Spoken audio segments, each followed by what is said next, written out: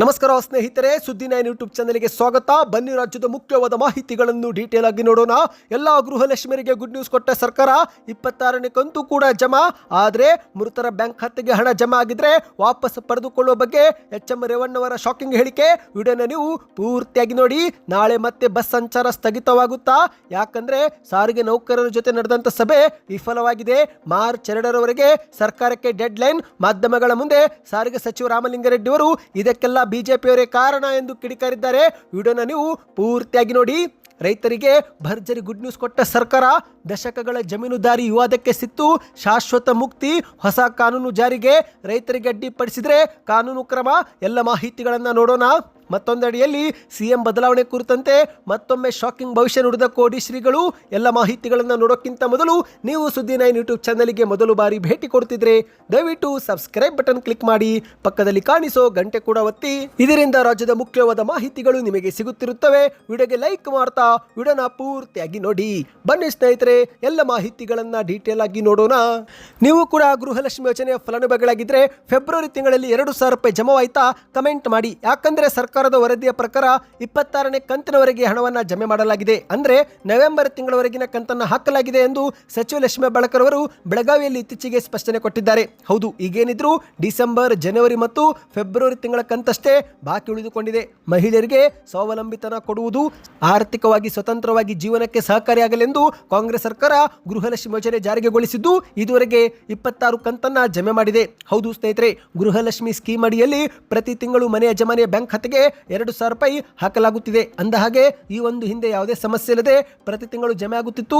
ಆದರೆ ಇತ್ತೀಚಿನ ಕೆಲ ತಿಂಗಳಿಂದ ಹಣ ಬಾಕಿ ಉಳಿದುಕೊಂಡಿದೆ. ಹೌದು, ಮಹಿಳಾ ಸಬಲೀಕರಣಕ್ಕೆ ಜಾರಿಗೆಗೊಳಿಸಲಾದ ಪಂಚ ಗ್ಯಾರಂಟಿಗಳಲ್ಲಿ ಗೃಹಲಕ್ಷ್ಮಿ ಯೋಜನೆ ಅತಿ ದೊಡ್ಡ ಯೋಜನೆಯಾಗಿದೆ. ನೇರ ನಗದು ವರ್ಗಾವಣೆ ಮೂಲಕ ಫಲಾನುಭವಿಗಳಿಗೆ ಹಣ ಹಾಕಲಾಗುತ್ತಿದೆ. ಕರ್ನಾಟಕದ 1,24,00,000 ಮಹಿಳೆಯರ ಬ್ಯಾಂಕ್ ಖಾತೆಗೆ ಇದುವರೆಗೆ 52,000 ರೂಪಾಯಿಯಂತೆ ಹಾಕಲಾಗಿದೆ. ಸ್ನೇಹಿತರೆ, ಈ ಒಂದು ಹಣ ಮಹಿಳೆಯರು ತಮ್ಮ ಮಕ್ಕಳ ಶಿಕ್ಷಣಕ್ಕೆ ಅಥವಾ ತುರ್ತು ವೈದ್ಯಕೀಯ ವೆಚ್ಚಕ್ಕೆ ಉಪಯೋಗ ಮಾಡಿಕೊಳ್ಳುತ್ತಿದ್ದಾರೆ. ಹೌದು, ಮಕ್ಕಳ ಶಿಕ್ಷಣಕ್ಕೆ ನೆರವಾಗ್ತಾ ಇದೆ.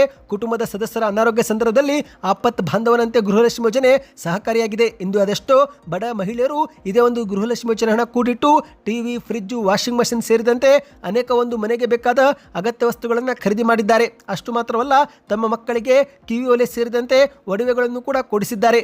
ಒಟ್ಟಿನಲ್ಲಿ ಗೃಹಲಕ್ಷ್ಮಿ ಯೋಜನೆ ಮಹಿಳೆಯರ ಪಾಲಿಗೆ ದೇವರು ಕೊಟ್ಟ ವರದಾನದಂತಾಗಿದೆ. ಆದರೆ ಸ್ನೇಹಿತರೆ, ಇತ್ತೀಚೆಗೆ ಮೃತಪಟ್ಟ ಮಹಿಳೆ ಬ್ಯಾಂಕ್ ಖಾತೆಗೂ ಕೂಡ ಹಣ ಜಮೆ ಆಗುತ್ತಿದ್ದು ಈಗ ಸರ್ಕಾರ ಆ ಒಂದು ಹಣ ವಾಪಸ್ ಪಡೆದುಕೊಳ್ಳಲು ಸಿದ್ಧತೆ ಶುರು ಮಾಡಿದೆ. ಹೌದು, ಈ ಕುರಿತಂತೆ ಹುಬ್ಬಳ್ಳಿಯಲ್ಲಿ ಎಚ್.ಎಂ. ರೇವಣ್ಣವರು ಮತ್ತೊಮ್ಮೆ ಸ್ಪಷ್ಟನೆ ಕೊಟ್ಟಿದ್ದಾರೆ.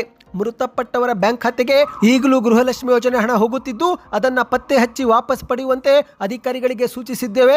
ಅಷ್ಟು ಮಾತ್ರವಲ್ಲ, ತಾಲೂಕು ಮಟ್ಟದ ಗ್ಯಾರಂಟಿ ಸಮಿತಿಗಳು ಕೂಡ ಇಂತಹ ಪ್ರಕರಣವನ್ನ ಗುರುತಿಸಬೇಕು ಎಂದು ನಾವು ಅವರಿಗೆ ಕೆಲಸ ಕೊಟ್ಟಿದ್ದೇವೆ ಎಂದು ಎಚ್.ಎಂ. ರೇವಣ್ಣವರು ಹೇಳಿಕೆ ಕೊಟ್ಟಿದ್ದಾರೆ. ಹೌದು, ಹುಬ್ಬಳ್ಳಿಯಲ್ಲಿ ಕಾಂಗ್ರೆಸ್ ಆಯೋಜಿಸಿದ್ದಂತ ನುಡಿದಂತೆ ನಡೆದ ಕಾಂಗ್ರೆಸ್ ಕಾರ್ಯಕ್ರಮಕ್ಕೆ ಚಾಲನೆ ಕೊಟ್ಟು ಎಚ್.ಎಂ. ರೇವಣ್ಣವರು ಮಾತನಾಡಿದ್ದಾರೆ.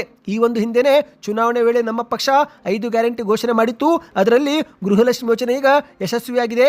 ವಿವಿಧೆಡೆಯಲ್ಲಿ ಮೃತಪಟ್ಟ ಮಹಿಳೆಯರ ಬ್ಯಾಂಕ್ ಖಾತೆಗೂ ಕೂಡ ಈ ಒಂದು ಹಣ ಜಮೆ ಆಗುತ್ತಿದೆ ಎಂಬ ಪ್ರಕರಣ ವರದಿಯಾಗಿದ್ದು ಮರಣ ನೋಂದಣಿ ಇಲಾಖೆ ಮತ್ತು ಇತರೆ ಇಲಾಖೆ ದತ್ತಾಂಶ ನಡುವೆ ಸರಿಯಾದ ಸಮನ್ವಯ ಇಲ್ಲದ ಕಾರಣವೇ ಮೃತರ ಫಲಾನುಭವಿಗಳ ಬ್ಯಾಂಕ್ ಖಾತೆಗೂ ಕೂಡ ಹಣ ಹೋಗಿದೆ. ಈ ರೀತಿ ತಪ್ಪಾಗಿ ಪಾವತಿಯಾಗಿದ್ರೆ ಆ ಮೊತ್ತವನ್ನು ಪತ್ತೆ ಹಚ್ಚಿ ಹಣವನ್ನು ವಾಪಸ್ ಮಾಡಿಸಿಕೊಳ್ಳಲು ನಮ್ಮ ಸರ್ಕಾರ ಕ್ರಮ ತೆಗೆದುಕೊಳ್ಳಲಿದೆ ಎಂದು ಹೇಳಿಕೆಯನ್ನು ಕೊಟ್ಟಿದ್ದಾರೆ. ಹೌದು ಸ್ನೇಹಿತರೆ, ಇಷ್ಟು ದಿನ ಈ KYC ಯಾವ ರೀತಿ ಕಡ್ಡಾಯವಾಗಿತ್ತೋ ಅದೇ ರೀತಿ ಶೀಘ್ರವೇ ಜೀವಿತ ಪ್ರಮಾಣ ಪತ್ರ ಸಲ್ಲಿಕೆ ಮಾಡುವುದು ಕೂಡ ಕಡ್ಡಾಯವಾಗಲಿದೆ. ಅಂದ್ರೆ ಗೃಹಲಕ್ಷ್ಮಿಯರು ಬ್ಯಾಂಕ್ ಶಾಖೆಗೆ ಭೇಟಿ ಕೊಟ್ಟು ತಾವು ಬದುಕಿರುವ ಕುರಿತಂತೆ ಪ್ರಮಾಣ ಪತ್ರವನ್ನ ಸಲ್ಲಿಕೆ ಮಾಡಬೇಕಾಗುತ್ತಂತೆ. ಹೌದು, ಈ ಬಗ್ಗೆ ಮಾಹಿತಿ ಬಂದ ಕೂಡಲೇ ಯಾವ ರೀತಿ ಅರ್ಜಿ ಸಲ್ಲಿಕೆ ಮಾಡಬೇಕು ಎಂಬ ವಿಡಿಯೋ ನಾವು ತರುತ್ತೇವೆ ಸ್ನೇಹಿತರೆ. ಸದ್ಯಕ್ಕೆ ಇದುವರೆಗೆ ಈ ಒಂದು ಅಧಿಕೃತವಾಗಿ ದಿನಾಂಕ ಆಗಲಿ ಅಥವಾ ಅರ್ಜಿ ಆಗಲಿ ಕರೆದಿಲ್ಲ. ಹಾಗಾಗಿ ಯಾವುದೇ ಒಂದು ಚಿಂತೆ ಪಡುವ ಅವಶ್ಯಕತೆ ಇಲ್ಲ. ಆದರೆ ಶೀಘ್ರವೇ ಈ ಬಗ್ಗೆ ಸರ್ಕಾರ ಕ್ರಮ ತೆಗೆದುಕೊಳ್ಳಲಿದೆ ಎಂದು ಹೇಳಲಾಗ್ತಾ ಇದೆ. ಬನ್ನೀಗ ಮತ್ತೊಂದು ಮಾಹಿತಿಗೆ ಹೋಗೋಣ. ಇದೀಗ ನಾಳೆ ಮತ್ತೊಮ್ಮೆ ರಾಜ್ಯದಲ್ಲಿ ಬಸ್ ಸಂಚಾರ ಇರುತ್ತೋ ಇರಲು ಎಂಬ ಪ್ರಶ್ನೆಗೆ ಉತ್ತರ ಸಿಕ್ಕಿದೆ. ಹೌದು ಸ್ನೇಹಿತರೆ, ಒಂದು ಕಡೆಯಲ್ಲಿ ಸರ್ಕಾರದೊಂದಿಗೆ ನಡೆದಂತ ಸಂಧಾನ ಸಭೆ ಎಂದು ಮತ್ತೆ ವಿಫಲವಾಗಿದೆ. ಹೌದು, ಸಾರಿಗೆ ನೌಕರರು ಸರ್ಕಾರದ ಒಪ್ಪಂದಕ್ಕೆ ತಿರಸ್ಕಾರ ಮಾಡಿದ್ದಾರೆ. ಹೌದು ಸ್ನೇಹಿತರೆ, ಇಂದು ಹಮ್ಮಿಕೊಳ್ಳಲಾಗಿದ್ದಂತ ಸಾರಿಗೆ ನೌಕರರ ಮುಷ್ಕರ ಸದ್ಯಕ್ಕೆ ಅಂತ್ಯವಾಗಿದೆ. ಆದರೆ ಮುಷ್ಕರ ಮತ್ತೆ ಮಾಡುವುದಾಗಿ ಸಾರಿಗೆ ನೌಕರರು ಎಚ್ಚರಿಕೆ ಕೊಟ್ಟಿದ್ದಾರೆ. ಹೌದು ಸ್ನೇಹಿತರೆ, ಮಾರ್ಚ್ 2ರವರೆಗೆ ಸರ್ಕಾರಕ್ಕೆ ಒಂದು ಡೆಡ್ ಲೈನ್ ನೀಡಲಾಗಿದೆ. ಅಂದ್ರೆ ಏನಾಯ್ತಂದ್ರೆ ಈಗ ಸರ್ಕಾರ 26 ತಿಂಗಳ ಹಿಂಬಾಕಿ ವೇತನ ಪಾವತಿ ಮಾಡುವುದಕ್ಕೆ ಎಸ್ ಅಂದಿದೆ. ಆದರೆ ಸಾರಿಗೆ ನೌಕರರು 38 ತಿಂಗಳ ಹಿಂಬಾಕಿ ವೇತನವನ್ನೇ ಪಾವತಿ ಮಾಡಬೇಕು ಎಂದು ಪಟ್ಟು ಹಿಡಿದಿದ್ದಾರೆ. ಹೌದು, ಇಂದು ನಡೆದಂತ ಸಂಧಾನ ಪ್ರಯತ್ನಗಳು ಸದ್ಯಕ್ಕೆ ವಿಫಲವಾಗಿದೆ ಸ್ನೇಹಿತರೆ. ಇನ್ನು ಈ ಒಂದು ವಿಚಾರ ಕುರಿತಂತೆ ಸಾರಿಗೆ ಸಚಿವ ರಾಮಲಿಂಗಾರೆಡ್ಡಿ ಅವರು ಪ್ರತಿಕ್ರಿಯಿಸಿ ಇದಕ್ಕೆಲ್ಲ ಬಿಜೆಪಿಯವರೇ ಕಾರಣ ಎಂದು ಕಿಡಿಕಾರಿದ್ದಾರೆ. ಹೌದು, ಈ ಒಂದು ಸಾರಿಗೆ ನೌಕರರ ಪರಿಸ್ಥಿತಿ ಕುರಿತಂತೆ ರಾಮಲಿಂಗಾರೆಡ್ಡಿ ಅವರು ಹೇಳಿಕೆ ಕೊಟ್ಟಿದ್ದಾರೆ. ಇವತ್ತಿನ ಈ ಒಂದು ಪರಿಸ್ಥಿತಿಗೆ ನೇರವಾಗಿ ಬಿಜೆಪಿ ಸರ್ಕಾರವೇ ಕಾರಣ. ಯಾಕಂದ್ರೆ 2020ರಿಂದಲೇ ಆಗಬೇಕಾಗಿದ್ದಂತ ವೇತನ ಪರಿಷ್ಕರಣೆಯನ್ನು ಬೊಮ್ಮಾಯಿ ಸರ್ಕಾರ ವಿಳಂಬ ಮಾಡಿ 2023ರಲ್ಲಿ ಗೆಜೆಟ್ ಹೊರಡಿಸಿತು. ಅವರು ಒಂದೇ ಕ್ರಮ ತೆಗೆದುಕೊಂಡಿದ್ರೆ ಇವತ್ತು ನೌಕರರಿಗೆ ಇಷ್ಟು ದೊಡ್ಡ ಮೊತ್ತದ ಹಿಂಬಾಕಿ ಉಳಿಯುತ್ತಿರಲಿಲ್ಲ. ಈ ಒಂದು ಹಿಂದೆ ಬಿಜೆಪಿಯವರು ಸಾರಿಗೆ ನಿಗಮಗಳಲ್ಲಿ 4,000 ಕೋಟಿ ರೂಪಾಯಿ ಕೂಡ ಸಾಲ ಉಳಿಸಿ ಹೋಗಿದ್ರು ಎಂದು ಮಾಧ್ಯಮಗಳ ಮುಂದೆ ಕಿಡಿಕಾರಿದ್ದಾರೆ. ಇದೇ ನಡುವೆ ಮತ್ತೆ ಮುಂದುವರೆದು ಮಾತನಾಡಿ, ನೌಕರರ ಹಿತದೃಷ್ಟಿಯಿಂದ ನಾನೇ ಖುದ್ದು ಸಿಎಂ ಸಿದ್ದರಾಮಯ್ಯನವರ ಬಳಿ ಹೋಗಿ ಮನವೊಲಿಸಿ ಮೊದಲು ನೀಡಬೇಕಾಗಿದ್ದಂತ 14 ತಿಂಗಳ ಹಿಂಬಾಕಿ ಜೊತೆಗೆ ಹೆಚ್ಚುವರಿ 12 ತಿಂಗಳು ಸೇರಿಸಿ ಒಟ್ಟು 26 ತಿಂಗಳ ಬಾಕಿ ನೀಡಲು ನಿರ್ಧಾರ ಮಾಡಿದ್ದೇವೆ. ಇದಕ್ಕಾಗಿ ಕಾಂಗ್ರೆಸ್ ಸರ್ಕಾರ ಸುಮಾರು 1,200 ಕೋಟಿ ರೂಪಾಯಿ ಭರಿಸಲು ಕೂಡ ಒಪ್ಪಿಕೊಂಡಿದೆ. ಆದರೂ ಕೂಡ ನೌಕರರು ನಮಗೆ 38 ತಿಂಗಳ ಬಾಕಿ ಬೇಕು ಎಂದು ಪಟ್ಟು ಹಿಡಿತಿರುವುದು ಸರಿಯಲ್ಲ ಎಂದು ಮಾಧ್ಯಮಗಳ ಮುಂದೆ ಅಸಮಾಧಾನ ವ್ಯಕ್ತಪಡಿಸಿದ್ದಾರೆ. ಒಟ್ಟಿನಲ್ಲಿ ಸ್ನೇಹಿತರೆ, ಸದ್ಯಕ್ಕೆ ಈ ಒಂದು ಪ್ರತಿಭಟನೆ ಕೈಬಿಡಲಾಗಿದೆ. ನಾಳೆ ಎಂದಿನಂತೆ ರಸ್ತೆಗೆ ಬಸ್ಸುಗಳು ಇಳಿಯಲಿವೆ.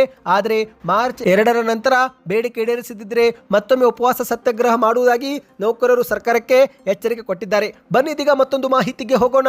ನೀವು ಕೂಡ ರೈತರಾಗಿದ್ದರೆ ನಿಮಗೆ ಇದೊಂದು ಗುಡ್ ನ್ಯೂಸ್. ದಶಕಗಳ ಜಮೀನುದಾರಿ ವಿವಾದಕ್ಕೆ ಈಗ ಬ್ರೇಕ್ ಬಿದ್ದಿದೆ. ಕಾಲುದಾರಿ ಬಂಡಿದಾರಿ ಬಂದ್ ಮಾಡಿದ್ರೆ ಅಂತವರ ವಿರುದ್ಧ ಕಾನೂನು ಕ್ರಮ ಜರುಗಿಸಲು ರಾಜ್ಯ ಸರ್ಕಾರ ಮುಂದಾಗಿದೆ. ಹೌದು, ರೈತರು ತಮ್ಮದೇ ಜಮೀನುಗಳಿಗೆ ಹೋಗಲು ದಾರಿ ಇಲ್ಲದೆ ಪರದಾಡುತ್ತಿದ್ದು ಈಗ ಅನ್ನದಾತರ ಸಂಕಷ್ಟಕ್ಕೆ ರಾಜ್ಯ ಸರ್ಕಾರ ಸ್ಪಂದಿಸಿದೆ. ಹೌದು ಸ್ನೇಹಿತರೆ, ರೈತರು ತಮ್ಮ ಕೃಷಿ ಚಟುವಟಿಕೆಗಾಗಿ ಬಳಸುವ ಕಾಲುದಾರಿ ಮತ್ತು ಬಂಡಿದಾರಿಗಳ ಸಮಸ್ಯೆ ಬಗೆಹರಿಸಲು ಕಂದಾಯ ಇಲಾಖೆ ದಿಟ್ಟ ಹೆಜ್ಜೆ ಇಟ್ಟಿದೆ ಸ್ನೇಹಿತರೆ. ರಾಜ್ಯದಲ್ಲಿ ಅನೇಕ ರೈತರು ತಮ್ಮದೇ ಜಮೀನುಗಳಿಗೆ ಟ್ರ್ಯಾಕ್ಟರ್, ಎತ್ತಿನ ಬಂಡಿ ಅಥವಾ ಕೃಷಿ ಯಂತ್ರೋಪಕರಣ ತೆಗೆದುಕೊಂಡು ಹೋಗಲು ದಾರಿಲ್ಲದೆ ಪರದಾಡುತ್ತಿದ್ದಾರೆ. ಇನ್ನು ಅಕ್ಕಪಕ್ಕದ ಜಮೀನು ಮಾಲೀಕರ ವೈಯಕ್ತಿಕ ದೇಶ ಅಥವಾ ಅಸೂಯೆ ಕಾರಣಕ್ಕೆ ರೈತರ ದಾರಿಗಳನ್ನು ಮುಚ್ಚುವುದು, ಬೇಲಿ ಹಾಕುವುದು, ದೊಡ್ಡ ದೊಡ್ಡ ಕಲ್ಲನ್ನು ಬಂದು ಸುರಿಯುವುದೆಲ್ಲ ಮಾಡುತ್ತಿದ್ದು ಇದರಿಂದ ರೈತರು ಕಷ್ಟಪಟ್ಟ ಬೆಳೆದಂತ ಬೆಳೆ ಮುಖ್ಯ ರಸ್ತೆಗೆ ತರಲಾಗದೆ ನಷ್ಟ ಅನುಭವಿಸುತ್ತಿದ್ರು. ಈ ಎಲ್ಲ ಸಮಸ್ಯೆ ಗಂಭೀರವಾಗಿ ಪರಿಗಣಿಸಿರುವ ಸರ್ಕಾರ ಇದೀಗ ರೈತರ ಪರವಾಗಿ ನಿಂತಿದೆ. ಹೌದು, ಸರ್ಕಾರದ ಹೊಸ ಆದೇಶಕ್ಕೆ ಪ್ರಬಲವಾದ ಕಾನೂನಿನ ಬೆಂಬಲವೂ ಕೂಡ ಸಿಕ್ಕಿದೆ. ಭೂ ಕಂದಾಯ 1966 ನಿಯಮ 59 ಅಡಿಯಲ್ಲಿ ದಾರಿಯ ಹಕ್ಕುಗಳು ಮತ್ತು ಇತರೆ ಅನುಭೋಗದ ಹಕ್ಕುಗಳನ್ನು ದಾಖಲಿಸಲು ರೈತರಿಗೆ ಅವಕಾಶ ಕಲ್ಪಿಸಿಕೊಡಲಾಗಿದೆ. ಪ್ರತಿ ಜಮೀನಿನ ಮಾಲೀಕರು ತಮ್ಮ ಜಮೀನಿಗೆ ಹೋಗಲು ಹಕ್ಕನ್ನು ಹೊಂದಿರುತ್ತಾರೆ ಎಂದು ಆದೇಶದಲ್ಲಿ ತಿಳಿಸಲಾಗಿದ್ದು, ಈ ಒಂದು ಹಕ್ಕನ್ನು ಯಾರಾದರೂ ಕಸಿದುಕೊಳ್ಳಲು ಮುಂದೆ ಬಂದರೆ ಅಥವಾ ರೈತರಿಗೆ ಜಮೀನಿಗೆ ಹೋಗದಂತೂ ತಡೆದರೆ ಆಗ ಅಂತವರ ವಿರುದ್ಧ ಕಾನೂನು ಕ್ರಮ ಜರುಗಿಸಬಹುದು ಎಂದು ಆದೇಶದಲ್ಲಿ ಹೇಳಲಾಗಿದೆ ಸ್ನೇಹಿತರೆ. ಹೌದು, ರೈತರಿಗೆ ತಮ್ಮ ಜಮೀನಿಗೆ ಹೋಗಲು ಅಡ್ಡಿಪಡಿಸಿದರೆ ಅಂತವರು ಆಯಾ ತಹಶೀಲ್ದಾರ್ಗೆ ಭೇಟಿ ಕೊಡಬೇಕು ಎಂದು ಈಗ ಸರ್ಕಾರ ಸೂಚನೆ ಕೊಟ್ಟಿದೆ. ಹೌದು, ಗ್ರಾಮದ ನಕ್ಷೆಯಲ್ಲಿ ಗುರುತಿಸಲಾಗಿರುವ ಕಾಲುದಾರಿ, ಬಂಡಿದಾರಿ ಅಥವಾ ರಸ್ತೆ ಏನಾದರೂ ಮುಚ್ಚಿದ್ರೆ ಅಥವಾ ಯಾರಾದರೂ ಅಡ್ಡಿಪಡಿಸಿದ್ರೆ ತಹಶೀಲ್ದಾರರು ತಕ್ಷಣವೇ ಕ್ರಮ ತೆಗೆದುಕೊಳ್ಳಬೇಕು ಎಂದು ಎಲ್ಲಾ ತಹಶೀಲ್ದಾರರಿಗೆ ಸೂಚನೆಯೂ ಕೂಡ ಇಲ್ಲಿ ರವಾನಿಸಲಾಗಿದೆ ಸ್ನೇಹಿತರೆ. ಬೆಳೆ ಸಾಗಿಸಲು ಅಥವಾ ಉಳುವೆ ಮಾಡಲು ಹೋಗುವ ರೈತರಿಗೆ ಯಾವುದೇ ತೊಂದರೆ ಆಗದಂತೆ ಸುಗಮ ದಾರಿ ಕಲ್ಪಿಸಿಕೊಡುವುದು ಆಯಾ ಆಡಳಿತದ ಜವಾಬ್ದಾರಿ ಆಗಿರುತ್ತೆ ಎಂದು ಆದೇಶದಲ್ಲಿ ಸ್ಪಷ್ಟಪಡಿಸಲಾಗಿದೆ. ನೀವು ಕೂಡ ರೈತರಾಗಿದ್ದು ಇಂತಹ ಸಮಸ್ಯೆ ಎದುರಿಸುತ್ತಿದ್ರೆ ಯಾವ ಊರು ಎಂಬುದನ್ನು ಕಮೆಂಟ್ ಮಾಡಿ. ಇದರಿಂದ ಒಂದು ಉತ್ತಮ ಫೀಡ್ಬ್ಯಾಕ್ ಸಿಗುತ್ತೆ.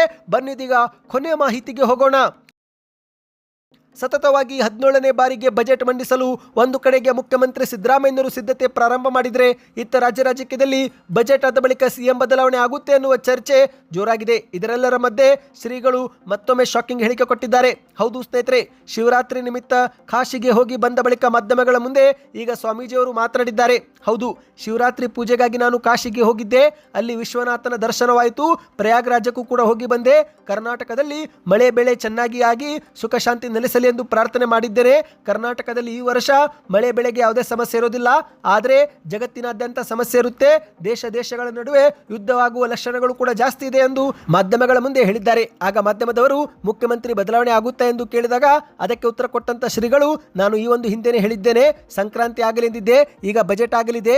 ಬಜೆಟ್ ಆದ ಬಳಿಕ ಯುಗಾದಿಯೂ ಕೂಡ ಬರುತ್ತೆ. ಯುಗಾದಿ ಬಳಿಕ ಸಿಎಂ ಅವರು ತಾವಾಗಿ ಬಿಟ್ಟರೆ ಮಾತ್ರ ಬೇರೆಯವರು ಸಿಎಂ ಆಗಬಹುದು ಎಂದು ಹೇಳಿಕೆಯನ್ನು ಕೊಟ್ಟಿದ್ದಾರೆ. ಆಗ ಮಾಧ್ಯಮದವರು ಡಿ ಕೆ ಶಿವಕುಮಾರ್ ಆಗುತ್ತಾರೋ ಪರಮೇಶ್ವರ್ ಅವರು ಆಗುತ್ತಾರೋ ಎಂದು ಕೇಳಿದ್ದು, ಆಗದಕ್ಕೆ ಎಲ್ಲರೂ ಕೂಡ ನಮ್ಮವರೇ, ಎಲ್ಲರಿಗೂ ಒಳ್ಳೆಯದಾಗಲಿ ಎಂದು ಪ್ರತಿಕ್ರಿಯೆ ಕೊಟ್ಟಿದ್ದಾರೆ. ಇನ್ನು ಮತ್ತೆ ಮಾಧ್ಯಮದವರು ಯುಗಾದಿ ನಂತರ ಸಿದ್ದರಾಮಯ್ಯನವರು ತಾವಾಗಿನೇ ಕುರ್ಚಿ ಬಿಟ್ಟು ಕೊಡುತ್ತಾರಾ ಎಂದು ಕೇಳಿದ್ದು, ಆಗದಕ್ಕೆ ಸ್ವಾಮೀಜಿಗಳು ಉತ್ತರ ಕೊಡಲಿಲ್ಲ.